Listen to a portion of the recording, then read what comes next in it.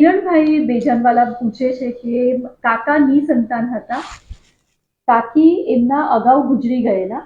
કાકાને માતા પિતાએ ગણોદધારાની નવી શરતની જમીન હિસ્સામાં મળેલી. તો પહેલો પ્રશ્ન એમાં એવો છે કે નવી શરતની જમીનનું વિલ માન્ય ગણાય, અને બીજો એમાં પ્રશ્ન છે કે વિલની જૂના પેઢીનામામાં રજૂ કરી રેવન્યુ રેકર્ડ પર નોંધ પડી શકે. જો નવી શરતની જમીન હોય અને સીધી લીટીના વારસદાર ન હોય તો વિલ વગર પણ આડી લીટીના વારસદારોનો હક લાગે છે. એ સંજોગોમાં જો જમીન માલિક નિસંતાન ગુજરી જાય અને પોતાના આડી લીટીના વારસદારો પૈકી કોઈને વિલ કરી આપે તો એવું વિલ કાયદેસર માન્ય ગણાય અને એ પ્રમાણે એન્ટ્રી પડી શકે.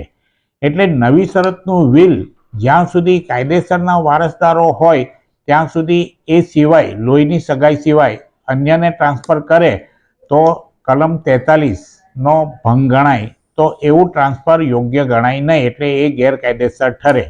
પણ જ્યારે સીધી લીટીના વારસદાર જ ન હોય અને એને કોઈ સંતાન જ ન હોય તો વારસા હક પ્રમાણે આડી લીટીના વારસદારોનો હક લાગે. એટલે વિલ ન હોય તો પણ આડી લીટીના વારસદારો એ જમીનમાં હકદાર બને.